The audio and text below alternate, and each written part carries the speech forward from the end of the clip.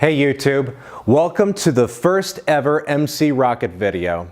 My name is Mike Rockett, and I'm sure you're wondering, or at least some of you may be wondering, why is this guy making another moto vlog? Well, this isn't going to be the kind of moto vlog where I just ride around on my motorcycle and record it and then expect you to subscribe to my channel. The intention is that we build a community. For starters, I love motorcycles and I love making videos, so why not just marry the two things together? Two, I live in southern Utah, one of the most beautiful places to ride motorcycles. I can go for an hour in any direction from my home and find incredible places to ride. And yes, there will be a little bit of footage of me riding around on my motorcycle, but it's only because I like showing off the places that I go, especially around here in my own backyard. So to start off, I would like to show you guys the motorcycle that I bought just about a month and a half ago. This is the 2019 Kawasaki ZX-6R. As I said, I've been riding this bike around for about a month and a half now. So I've got a couple thousand miles on it, enough time to kind of get a feel for all the stuff I like, all the stuff I don't like, and I'd like to tell you about it. So let's go for a ride.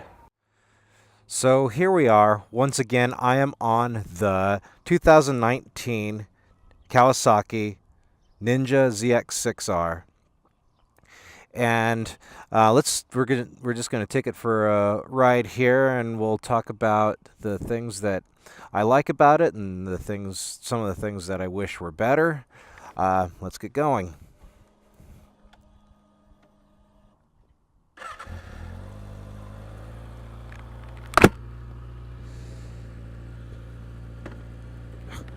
There's a bug in my helmet.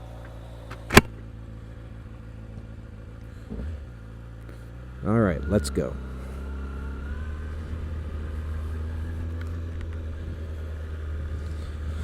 So first thing that you may have noticed right off the bat is it idles a little bit high. It idles at about 2,000 RPMs, which for me is a little bit high. This is not my first bike. I've actually owned two other bikes previous to this. I've never had a bike that had to idle at 2,000 RPMs. The owner's manual recommends that it idle between 1,300 and 1,500 RPMs. And that, to me, is probably a good range. But I found that when I had it idling even at 1,500 RPMs, it would tend to kind of cough when I would grab the throttle. Like, not really cough, it would kind of hesitate. Like, instead of going vroom, it would go boom. And it was kind of a point of frustration, because occasionally I would stall at intersections because I would twist the throttle and let out on the clutch, expecting there to be power because I'm twisting the throttle, but there wouldn't be any power, and so the engine would just die. I found that I'd have to rev my engine before I revved my engine, or I'd have to rev it once and then kind of ease the throttle and let out on the clutch. And so I took the bike back to the dealership. Actually, I took the bike back to the dealership for a different reason, which I'll talk about in a second. But when I took it back, I told them about it, and they said, "Okay, well, we'll put it on the machine and check its vitals, so to speak."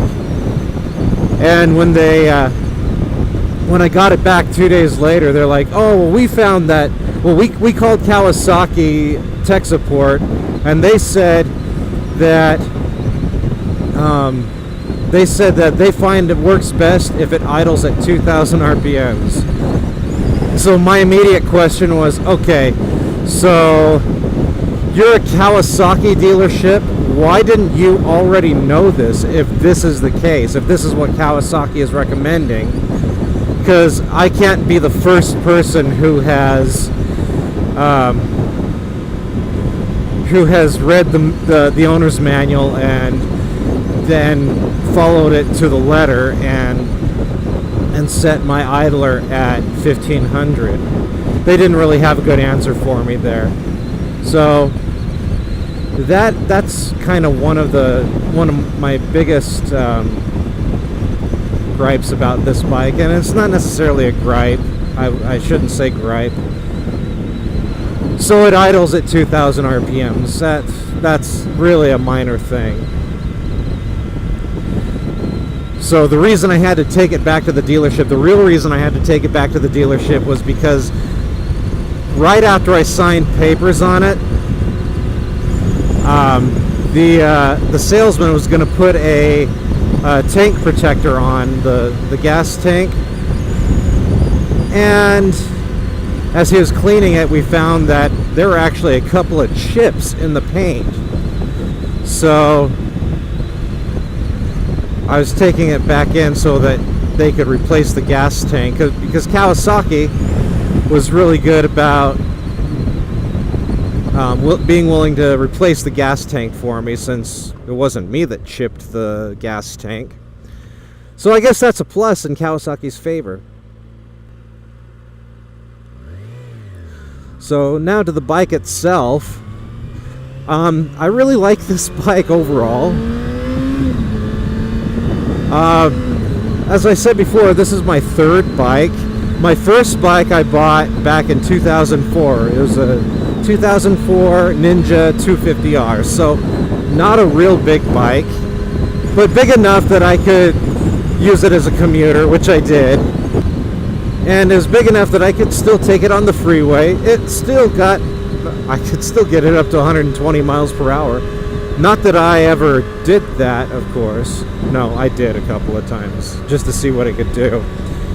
And it really was a good bike. It was before Kawasaki started fuel injecting all of their bikes. So it had a carburetor on it.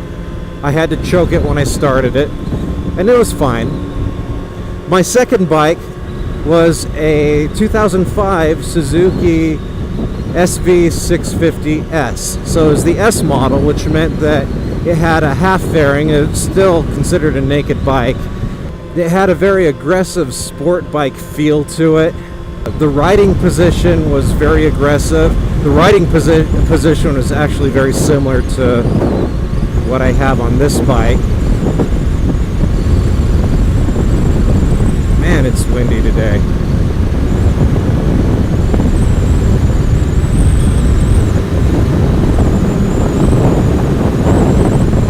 So if I was going to compare this bike to either of my previous bikes, I would compare it to my SV650S, because it really was, for all intents and purposes, a sport bike, just like this.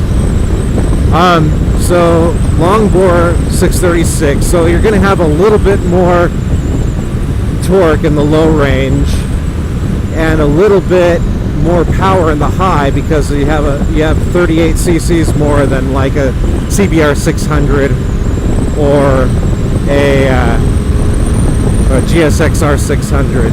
This bike has a reported 130-ish horsepower, and it feels really good. Now granted, this is not the most comfortable bike in the world. It is a sport bike. If you're buying a bike to go on long trips, this bike may not be the bike for you unless you're used to going on long trips on a sport bike. Another one of the things that I really like about this bike is the instrumentation on your dash. So I hope you guys can see that. I'm trying to look down while keeping my eyes on the road still. And it pretty much gives you all of the information you could want. You've got your fuel gauge, you got your temperature gauge, you even have your average miles per gallon. And if I hit a button here a few times,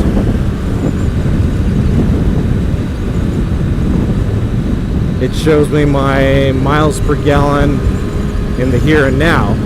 Hit it again, it shows me my average. You got your gear indicator. You can see that it revs to 16,000 RPMs before it redlines. If you're able to see here, you have a couple different power modes. You have full power and low power. I just keep it in full power. I find I can control myself just fine in full power. Low power gives you, I believe, 60 or 65% of full power. I really see no purpose for that. Even when it's wet, I find myself able to control myself just fine with full power. Another thing you might see on the dash here is a KTRC. That's Kawasaki's traction control. And you have 3 different modes of traction control assistance. I just keep it on one. That was one of the things that drew me to this bike, was the fact that it had traction control on it for just being in the 600 class. The bike that I was considering was a GSXR 1000, not necessarily because I need the power or the speed, but because it has a few additional features on it that I like traction control. I'm a very conservative rider. Yes, I like to ride sport bikes, but I don't go speeding, and I like to keep my machine under control. And so that traction control is one of the features that drew me to this bike, because in this class you don't see that a lot. Another thing that this bike has is a quick shifter. It does only quick shift upwards. It will not quick shift downwards. So you still have to blip your engine and all that when you're shifting down.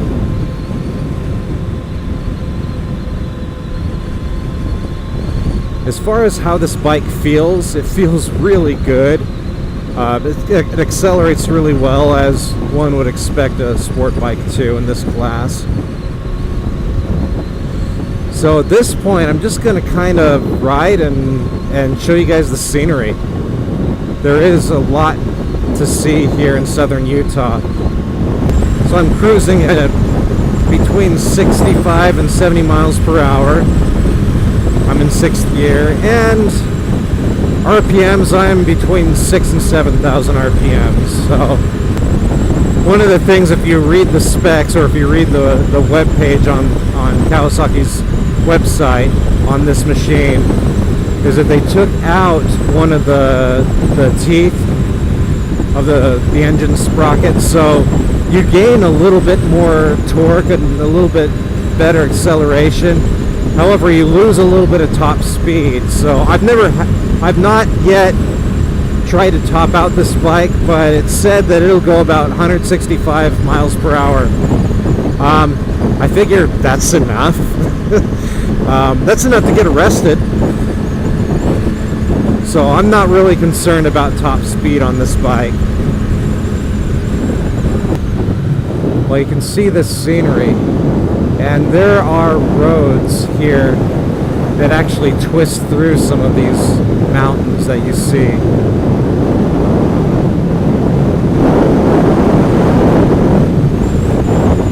This is just one of them. It's Zion helicopter.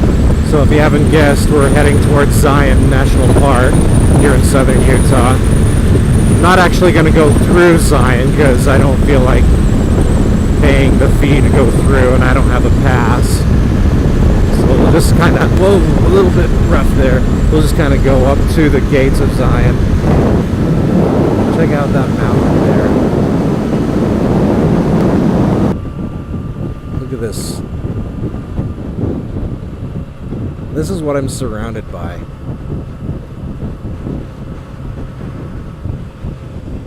So, it's said that some ex-executive of Microsoft owns some land in through here, and it's all like an apple orchard, and I just wonder if some of this here is it.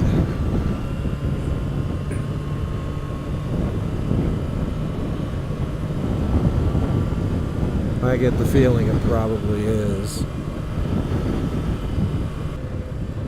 So check this out.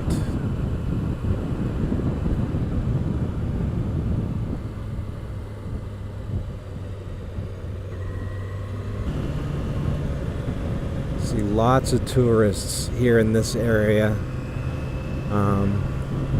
And of course, things in here like restaurants and stuff I hear are pretty expensive because of the tourists going through Zion. But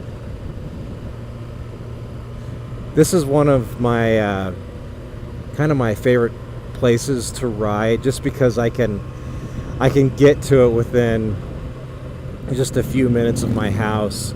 I was here yesterday with my daughter, with my oldest daughter, and this place was just crawling with tourists.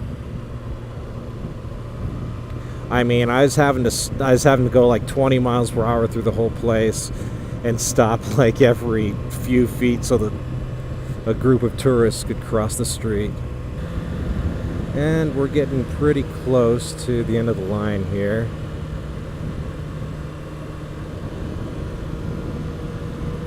This is the gate into Zion National Park. And this is where we pull over and get off the bike for a minute.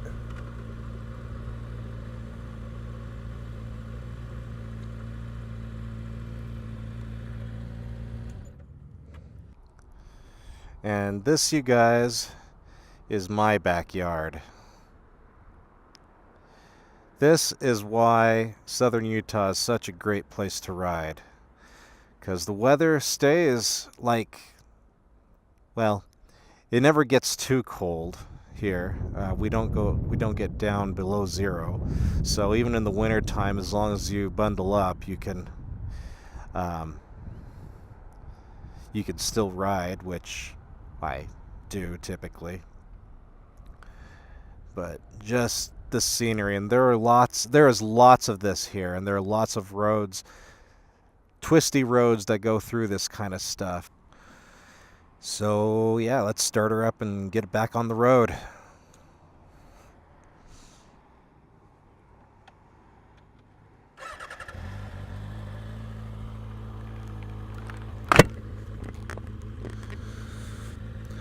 So I get out of here pretty much how I came in. We're just gonna turn around here.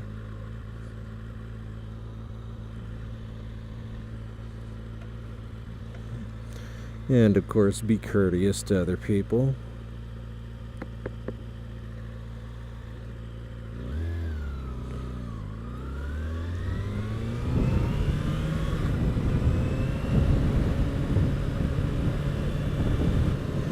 And that's going to do it for this video.